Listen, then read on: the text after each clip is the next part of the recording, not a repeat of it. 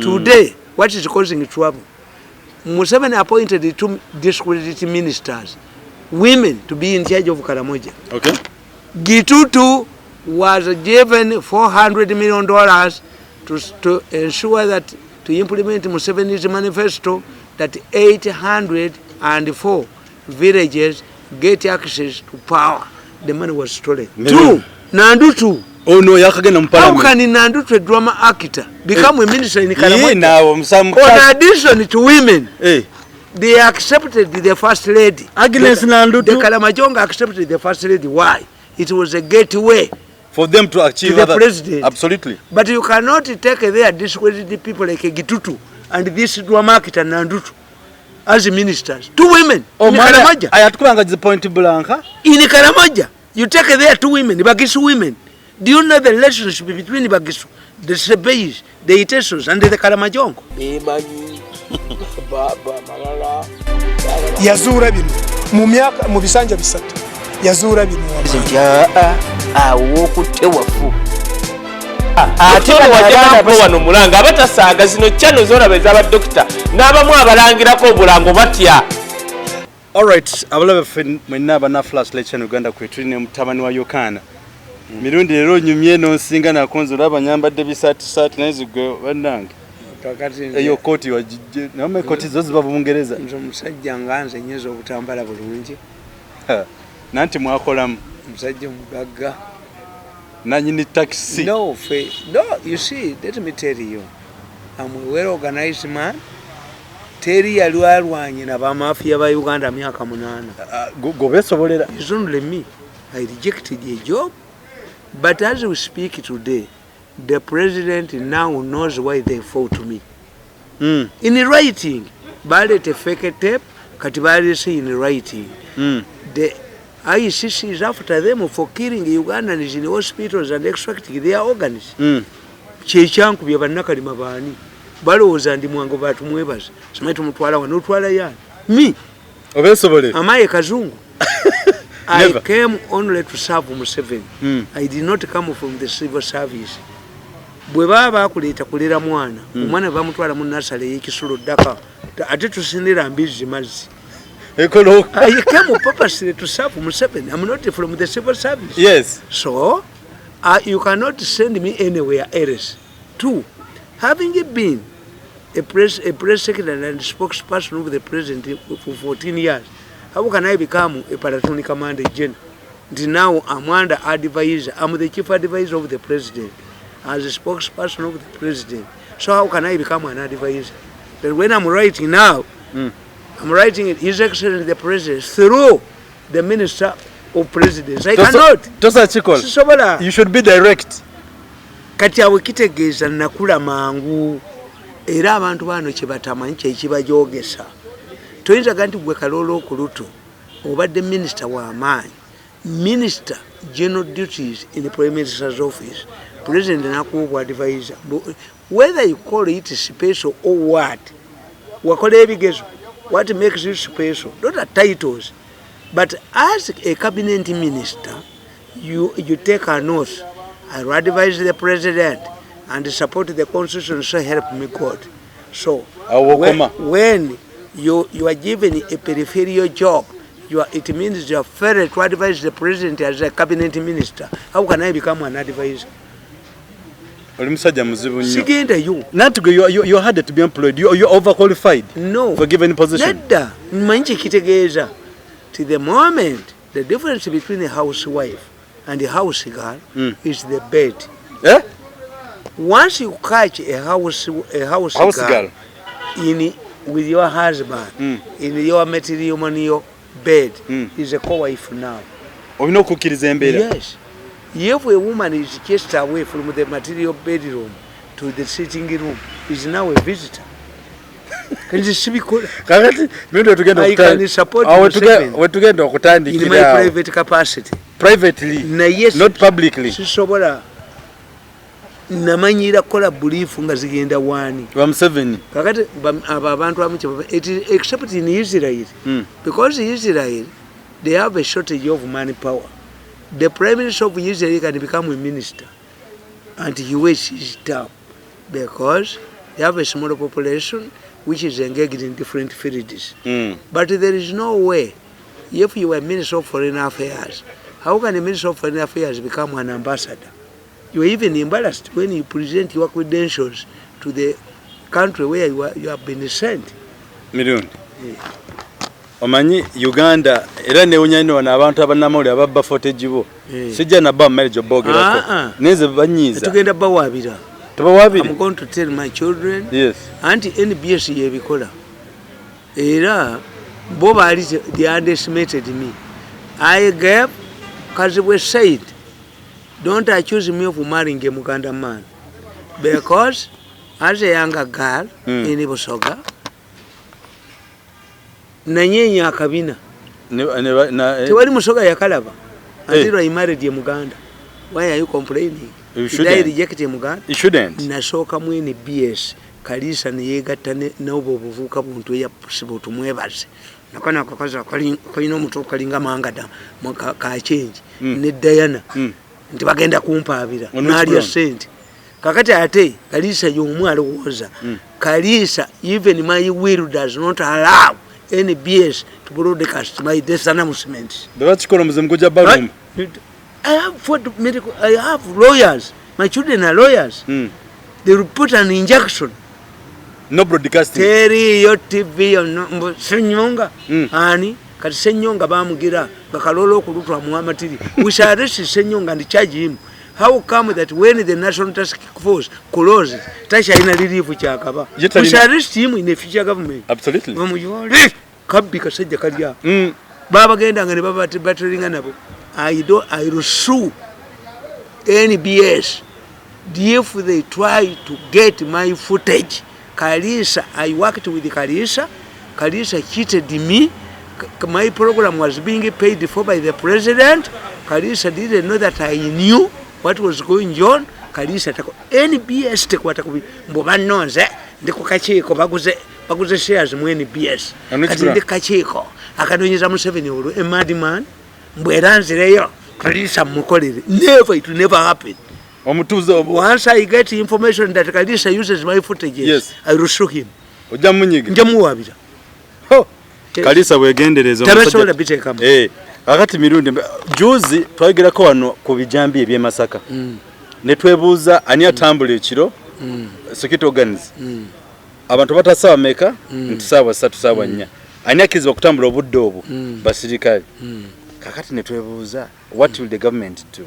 On top of that, the President Seven avayo ne bana bakaindo tafiri. Naga milioni 10. Every family that lost the relatives. Which criteria did they use? I condemned it because that money would have been used to enforce security. Better. What they are lacking now, but now I know Museveni. I worked with Museveni for 14 years. Museveni who was the snakes out of their holes, which has managed. Why? Why is the parliament panicking? Parliament says we investigated it, we want to present a report. How can the parliament, one of the pillars of the state, fight the judiciary? Because if you investigated and got evidence, what you can do is to enjoin. We call it enjoining. When you have an interest in the case, you apply to join it. What the parliament can do now is to ask to join the case against these 2 MPs, so that what is contained in their report can be evidence. They're stupid because they are saying that the people they were killing in those areas belong to the Kabaka, and that the Kabaka can forgive you. No, the Kabaka does not have powers to forgive a criminal. This is why the man who burned the Kabaka's palace in Bamunanika was arraigned before court.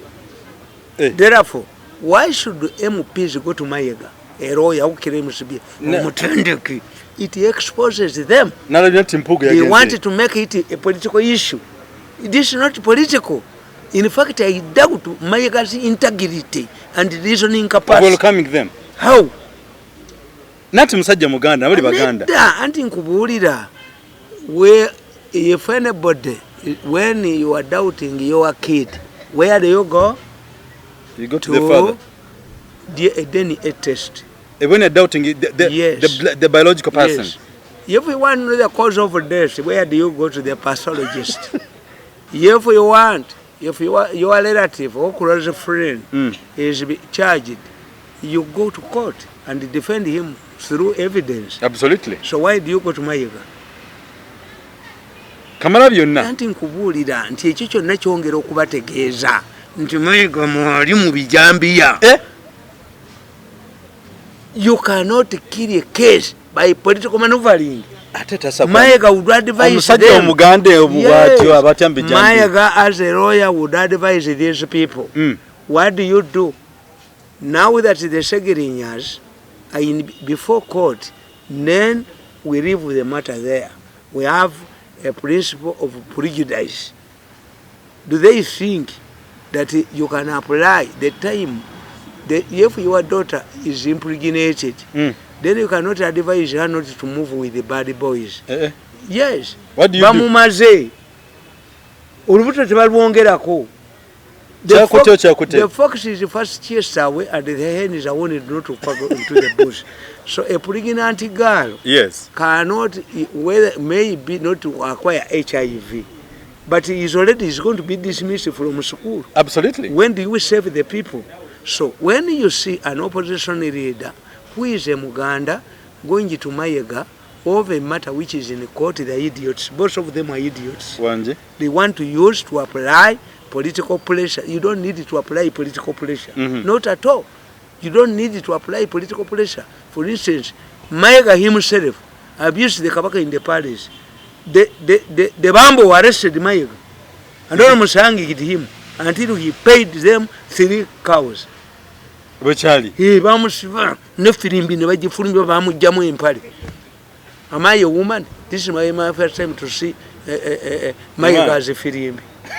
Bamuyola ne firimbi ne firimbi ne bagifulumbi ambapo omusajja bamuyitanga nali Mayiga is dead now. Namunyiga. Yambula mu Mayiga empale yali amuhanginga. Oh, nawona. Kakati nze kubuulira nti you see there is no, apart from Baganda, haven't we had other tribes, people in other tribes facing charges? But do these people go to their traditional leaders? No. You don't need to go to your traditional leader. A leader of opposition comes from Masaka. And the Bijambia business has been there for a long time. From Masaka. But immediately these people were arrested, there is a panic in the Buganda camp in the parliament. This confirms they had a hand there. And I know Baganda will battle pushers in the politics. Abaganda ba wheelbarrow pushers. A wheelbarrow, an engineer cannot be crushed in a collapsing building. Kakati abu basegini nyabani. And you look what the colonial events.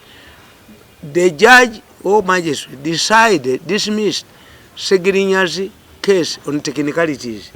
But this is a question of academic, not election irregularities. Academic, if the judge dismisses a case against Segirinya on technicalities, has he awarded him a degree? No. Somebody will go to the Constitutional Court. Is Segirinya constitutional in the parliament? No, right. Even the parliament risks. Somebody can say all of the laws which were passed when this man who does not qualify to be an MP was present, they are null and void.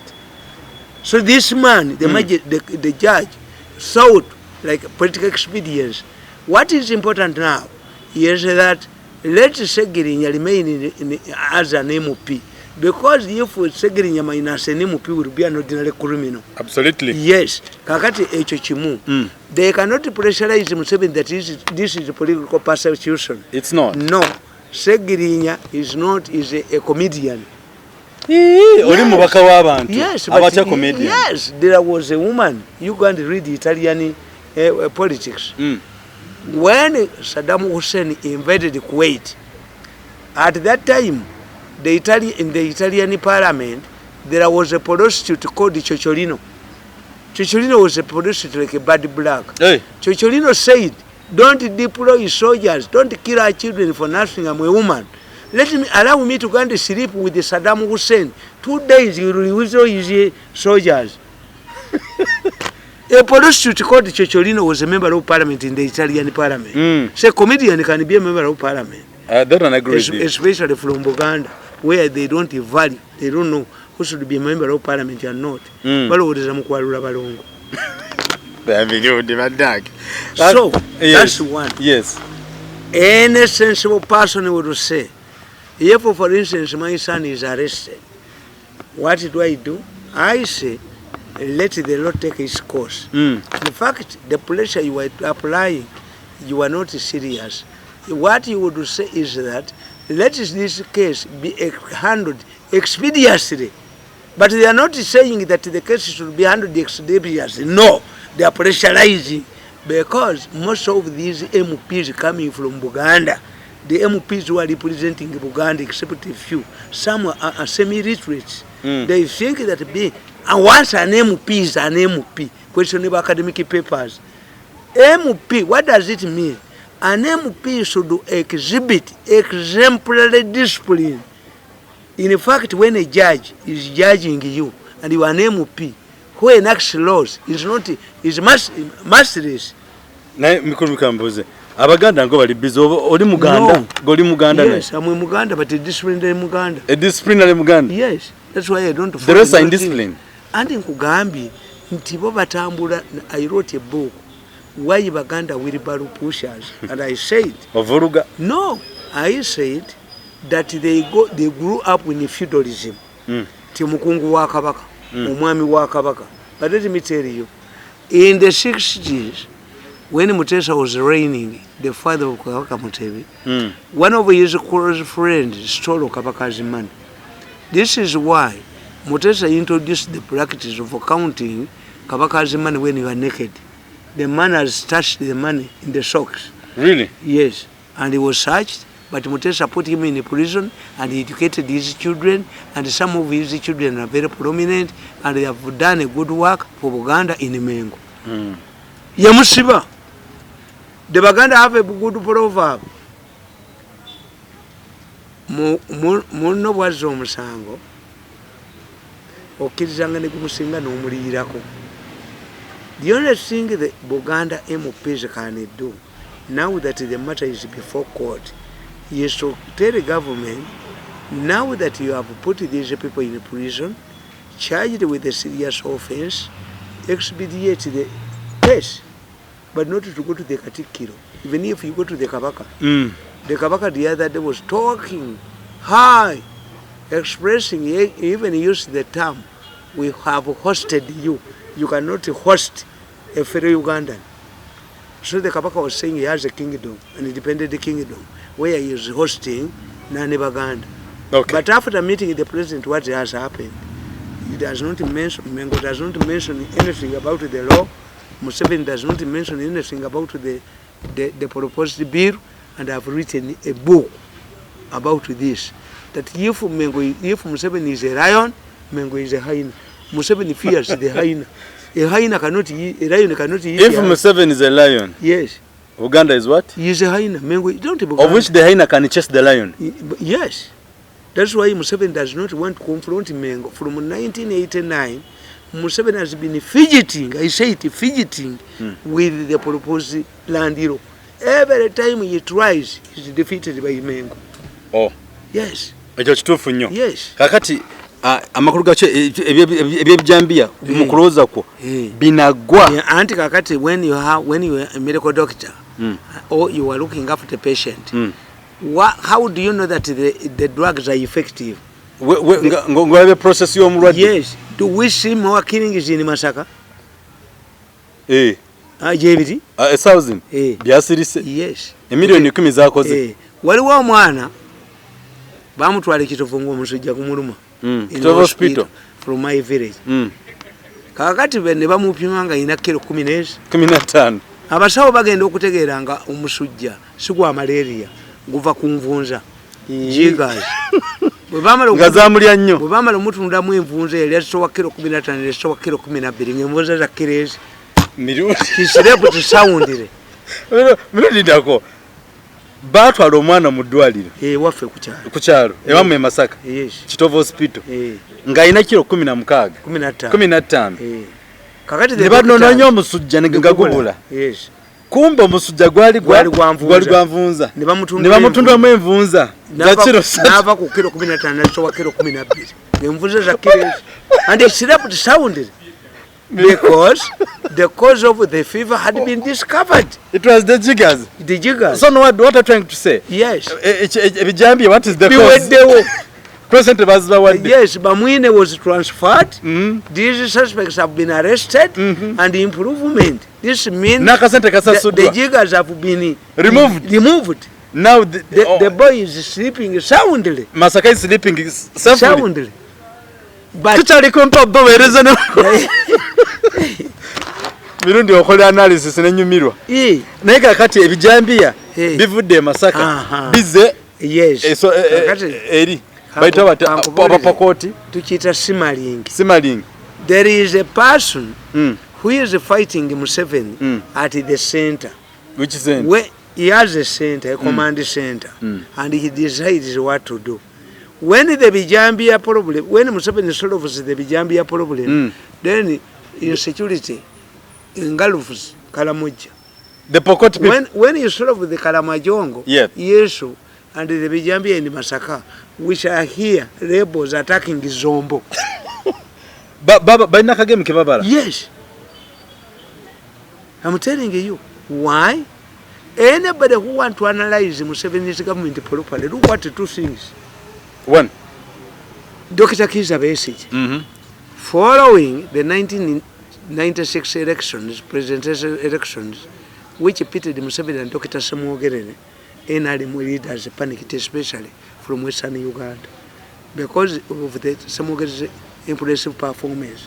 Samuogerere had served under Okero government and served under Museveni's government. He woke up one morning and left. By the time Museveni wanted to talk to him, had resigned. Samuogerere is the only person who resigned in Museveni's government. Now again, I was an advisor to Samuogerere in 1996. I left Samuogerere because he brought the UPCs, and I told him, these UPCs are brought to nothing, and they are going to take us our votes. And they did. Samuogerere. I crossed from Samuogerere to Museveni at a colorful function at Rakai District headquarters in 1996. Ebijambiya ebiri mu Karamoja ate. Nti Besigye tried to overthrow Museveni using violence. He underestimated Museveni's popularity and the practice over us who are in the central region. Baganda don't want to be in power. Even if you don't appoint any minister from Buganda and you allow us to be in the informal sector, our taxes, markets, businesses is enough. In fact, a poor Muganda is in the government.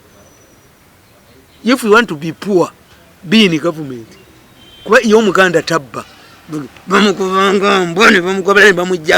They tried, they thought that I was one of these people. They could move here and there. Baba 5 billion. If he wanted to get access to this money, he would go to New Vision.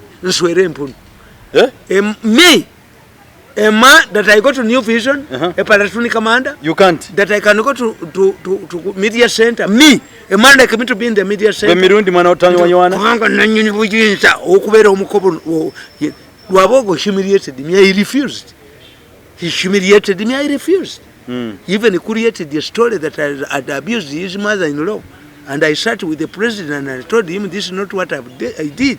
Because the newspapers asked me, especially the people.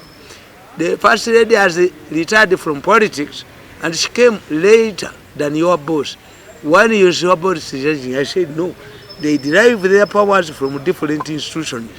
The first lady was called by God. The president derived his authority from the delegates conference. Wabogo picked it to fight me. For 9 years, 8 years, I've defeated him. The second person was Mbabazi. Mbabazi applied the surgical operation. Surgical means that Mbabazi pretended to be a royalist to Museveni. kumbe was undermining his government within. Kakati government ya Museveni yakubwa emirundi eki omwana yakubwa polio, omwana yalwala olukusi male gundi measles. This is a different government.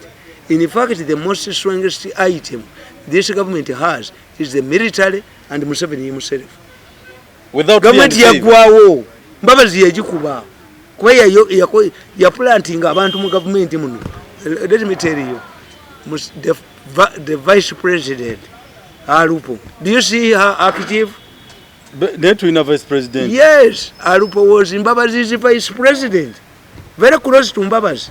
In fact, whenever Alupo was in the Ministry of Education, wanted to embarrass Miyingo, he would go. At one time, Mbabazi told Miyingo, do you know that you are not a minister? So Alupo, I fought for Alupo. I fought her when she was part of the Mbabazi team. Yep. But the way Museveni operates is different. Museveni knows. Where do you find a vice president who is not excited? Chizibu nnyo. Yes, tajamu. Kakati nkubulya ne gamba. Karamojja je singa okwagala pokoti. Ebijabi bitabuseri ebintu omusajja tuzinzeeko. Yesterday I read a letter on my programs where Museveni was warning Mbabazi to stop harassing his wife over Karamoja. Because the first lady discovered the technology that once you stamp a cow with that stamp, even the meat, the flesh, you don't know where it comes. And because Mbabazi was interested in Karamoja, Karamoja is very attractive. One, it has minerals, unexploited minerals. That's very important. Two, not many candidates can go to Karamoja during an election. Never. Because even the people, anybody who is in Karamoja, if you are smart, you can steal as much money as you want. Because the auditor cannot go to Karamoja. I had to do what? Unless he gets security. Absolutely. So Karamoja is a very unique one. But the Karamajongo, contrary to what people believe, the Karamajongo are highly intelligent. The Karamajongo are highly intelligent people. The British maintained a large garrison in Karamoja. This is why, in the 50s, contrary to what people know, Karamoja had the largest meat beef factory in the East and Central. Karamoja. You know it? I didn't know before. Yes. Karamoja had the largest beef factory in the East and Central. At the independence, the Karamajongo told your body, remove this machine that is furnishing our cows. The British, you don't know, the people who influenced the Karamajongo are the Italians, the Verona fathers. In Karamoja, at one time, to stop cattle rustling, do you know what the Italian Veronas did? They said, any gun wound to be treated, you give us $100. The Karamajongo were paying. Contrary to what people don't know, in every gombola in Karamoja there is an airfield. Church too. Abasajja bave Kenya, nibatwala amajiga maya, nibatwala chi. If we want to control Karamoja, you talk to the Verona fathers. Oh. Yes. The Verona fathers control Karamoja. And they planted the feeling that those of us who come from the mainland, we are thieves. I think that's true. And the Karamajongo have defeated all the successful regimes. One, during Obote 2, they said that the Karamajongo are lacking water. Obote directed the installation of boreholes, but the Karamajongo didn't want water. The Karamajongo wanted the security. All of the pipes in the boreholes were turned into homemade guns, barrels. Obote welcomed a cattle rustler. He said, I've now joined the UPC. They're following it, they rustled the cows. Museveni used the first lady to talk to women in Manyatas. That's why she attracted the rush of Mbabazi and Muwanga, the auditor Jen Muwanga. I choose the first lady of traveling to Israel 8 times in a week, but it takes her 8 hours from Tel Aviv to Entebbe. How could the first lady travel 8 times in a week? He was an idiot, but Muwanga is still there because of Mbabazi. How can you tell lies about the first lady. He even told lies about me that I had grabbed the land. I fought that vice president who wanted to grab $90 millions bill. Alupo nento ya pose. Nento ya pose kwa mwendo yali akala dinzi jako. Me. Mimi tomanyiro obudo businga. Kakati nkubuli yani what is happening in the Kalamoja? Yes. Museveni had disarmed the Kalamajongo. Just recently. Under an agreement, the Kalamajongo told the president that we are armed to the teeth. Why? We have discovered, out of experience, government soldiers cannot stand the fire of the Pokoti.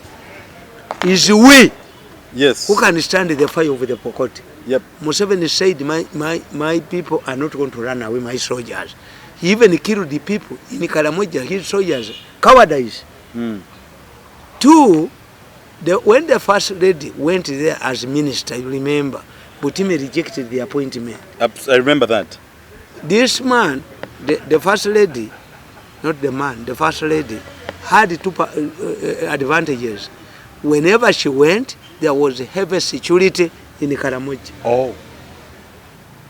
Two, she was a cattle keeper. She's a cattle keeper. She befriended. It was easy for her to sit with the Kalamajongo women in their manyatas. He's a cattle keeper. These are cattle keepers. So they raised another problem. For us in Karamoja, we must wrestle cows to get married because you have to prove to the family that where you are going to marry, that was strong. You'll be able to protect their daughter. Museveni said, even we have cows, but we don't wrestle cows.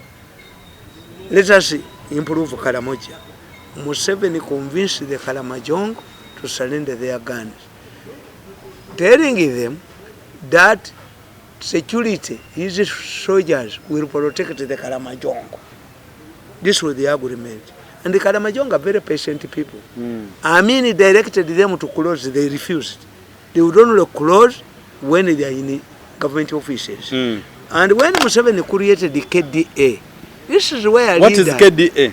Kalamoja Development Agency. This is where I disagree with Museveni. Museveni being a revolutionary, he thinks there are things that he takes as minor issues. Those are minor to who? Minor to himself. Minor to who? So KDA was translated into Kalamoja Development Agency. Kalamoja Development Agency became Kalamoja Develop Sarua. Why? The first minister of Kalamoja Develop Sarua? Yes. On which ground? Was Atone Butere from Kalamoja. And it was a mistake. Amini who forced the Kalamajongo to dress, which they resisted, Museveni could not have appointed a man from Arua. Today, what is causing trouble? Museveni appointed the two discredited ministers, women, to be in charge of Karamoja. Okay. Gitutu was given $400 million to ensure that, to implement Museveni's manifesto, that 804 villages get access to power. The money was stolen. Two, Nandutu. Oh no, yakagenda mu parliament. How can Nandutu, a drama actor, become a minister in Karamoja? In addition to women, they accepted the first lady. Agnes Nandutu. The Kalamajongo accepted the first lady. Why? It was a gateway for them to achieve the president. Absolutely. But you cannot take their discredited people like Gitutu and this drama actor Nandutu as ministers. Two women in Karamoja. I had to point blanca. In Karamoja, you take there two women, Bagisu women. Do you know the relationship between Bagisu, the Sebei's, the Itesos, and the Kalamajongo? Ask me. Ask me. Kakati nkubulia negamba. I was shocked when a Pokoto man, warrior, entered Uganda and talked to the police that his cows had been stolen. The police did not help him. The Pokoto man went back, mobilized his warriors and entered the Karamoja.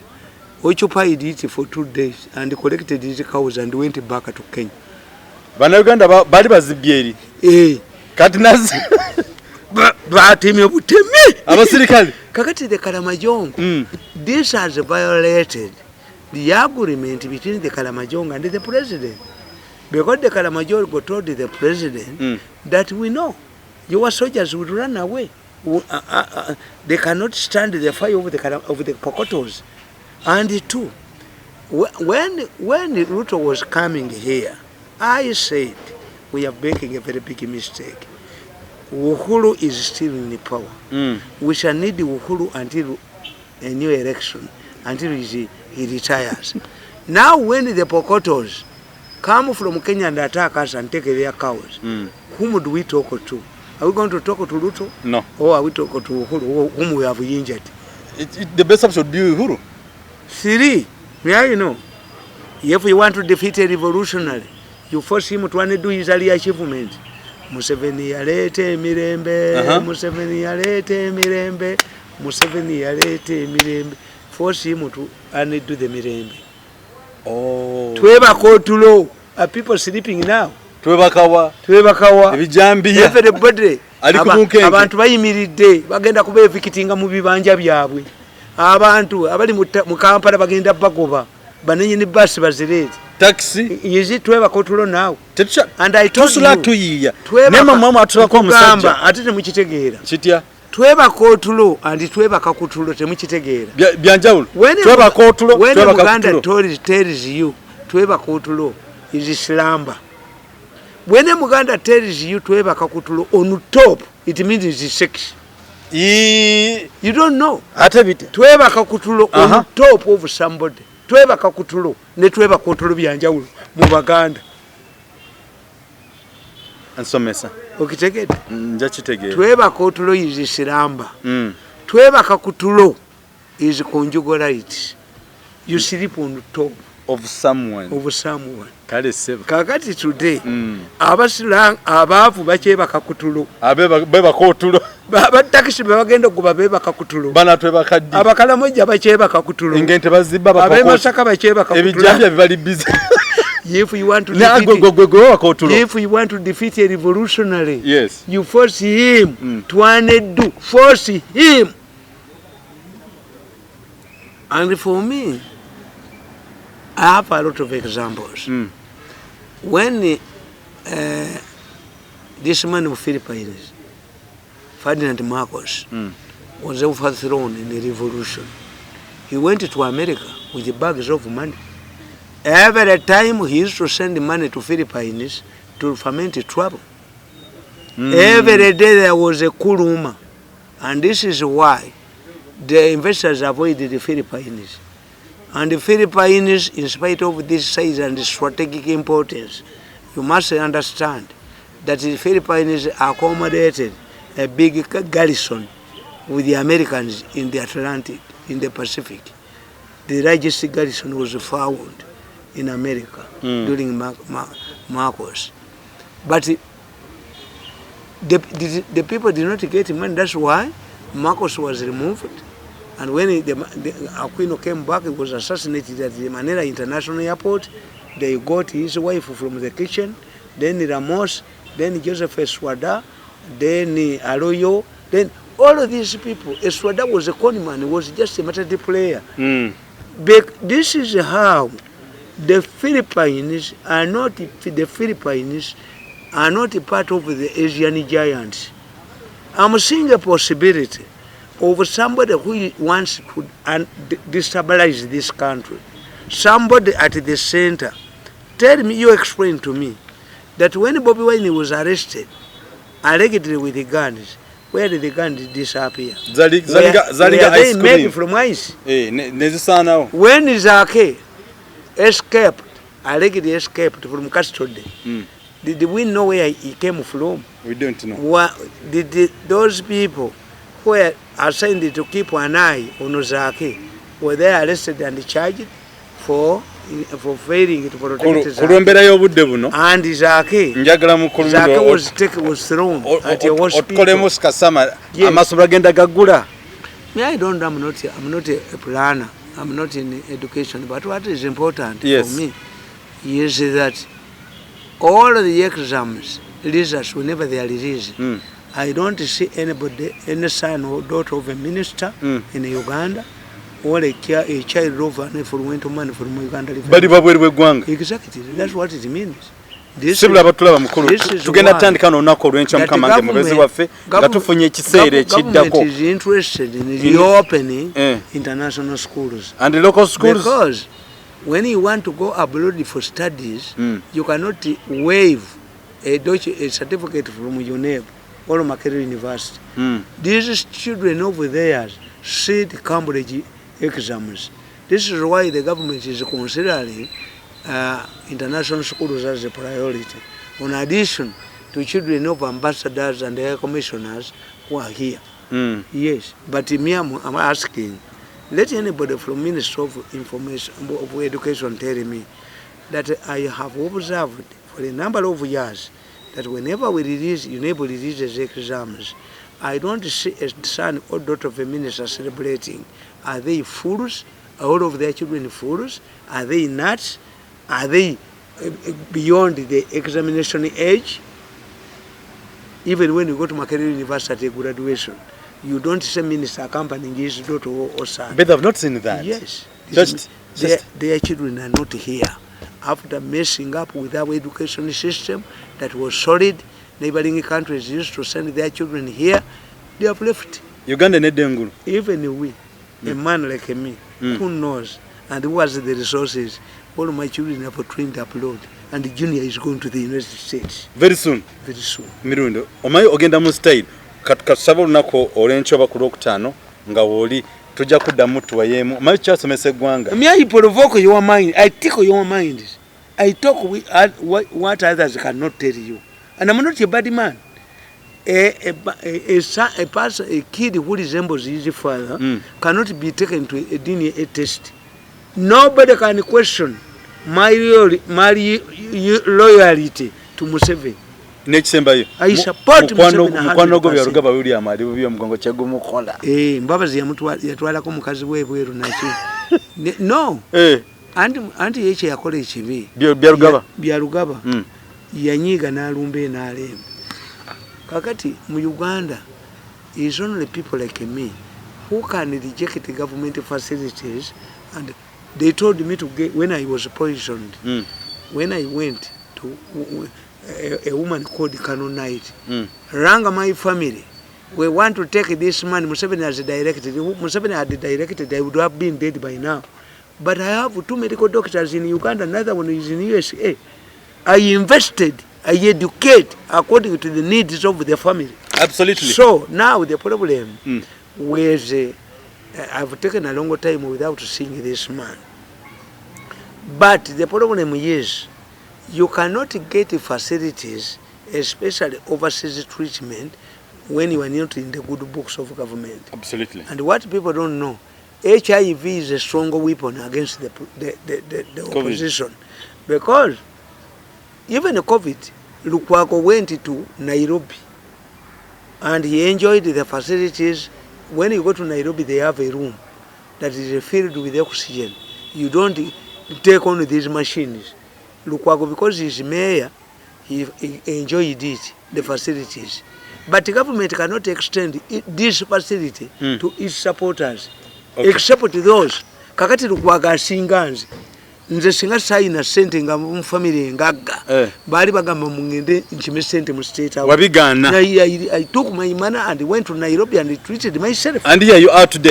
Yes. Now ensonga etuzo otusoko nako lwaleero tugenda kutandikirawo ku lunaku olwokutaano ng'omukamange mubezi waffe nga Katonda mutabani wa Yokana Tamale emirundi nga mwadde omukisa nga akyayogera mirundi akyasomesa ensi yaffe kkiriza mirundi akyaliwo akuma takumira mpeera paka ku lwokutaano. Why should God take me when I'm still needed here? Ate ono wagamba ukyalinayo okuwasa.